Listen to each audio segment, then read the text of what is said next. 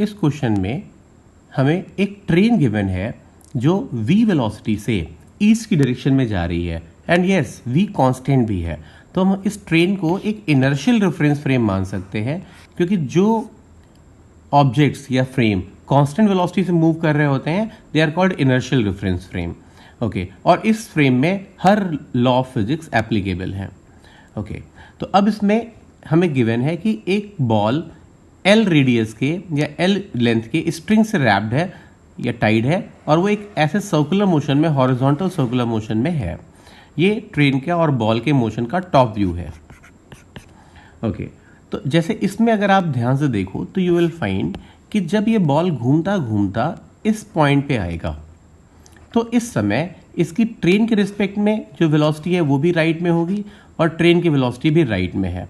तो देयरफॉर इस पॉइंट पे अगर आप ग्राउंड फ्रेम में वेलोसिटी निकालो तो वो हो जाएगी 2। तो इस वीडियो में आगे जाने से पहले जो बच्चे IIT जेईई और नीट की प्रिपरेशंस करते हैं और वो चाहते हैं मुझे कोटा की कोचिंग्स की मटेरियल्स चाहिए, जैसे कि वीडियो लेक्चर्स, उनके मॉड्यूल्स, उनके DPPs, तो आप हमारे टेलीग्राम चैनल पे आ सकते हो।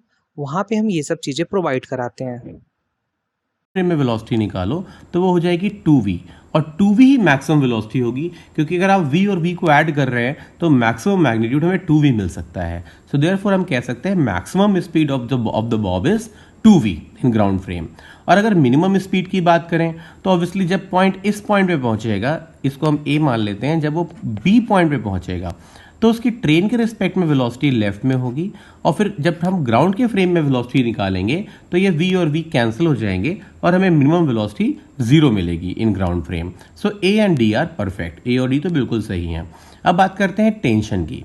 तो टेंशन निकालने के लिए हम इसको ट्रेन के फ्रेम में सॉल्व करते हैं। तो अगर हम एक फ्रेम ऑब्जर्व करते हैं, इमेजिन करते हैं ट्रेन में, तो हम पाएंगे कि इस फ्रेम से ये जो बॉब है वो यूनिफॉर्म सर्कुलर मोशन कर रहा है कांस्टेंट स्पीड v से, और ऐसे में जो रिक्वायर्ड सेंट्रीपिटल फोर्स है वो बनेगा टेंशन। तो टेंशन को लिख सकते हैं हम centripetal force that will be m relative speed square divided by r and the radius would be l। So tension is mv square by l, और जैसा कि रिलेटिव स्पीड हमेशा कांस्टेंट है, टेंशन भी यहाँ पे कांस्टेंट ही होगा। So tension is mv square by l at all moments। तो obviously C is correct and obviously B is wrong। अब एक एंगल से आप और देख सकते हैं, you may have a confusion कि भाई B क्यों गलत है, जबकि A पॉइंट पर पार्टिकल की वेलोसिटी तो 2v है, और उससे अगर आप सोचे तो you may have a confusion कि हो सकता है कि ऑप्शन B भी करेक्ट हो। तो देखिए, अगर हम ग्राउंड फ्रेम से देखें तब आप बिल्कुल कह सकते हैं कि A पॉइंट पे वेलोसिटी 2v होगी, लेकिन ग्राउंड फ्रेम से इस बॉल का जो मोशन है वो सर्कुलर दिखाई नहीं पड़ेगा, बल्कि वो कुछ ऐसा साइक्लॉइड होगा, इस तरह का। और ये जो पाथ है वो सर्कुलर नहीं है। ग्राउंड फ्रेम से हम ऐसा पाथ देखेंगे, और ऐसे पाथ में हम बिल्कुल नहीं कह सकते कि इस पॉइंट पर या A पॉइंट पर पार्टिकल की जो नेचर है वो सर्कुलर मोशन है। तो हम ये भी नहीं कह सकते कि इसका रेडियस L होगा।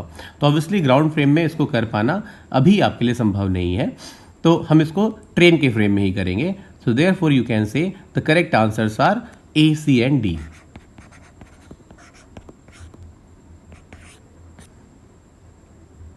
Thank you.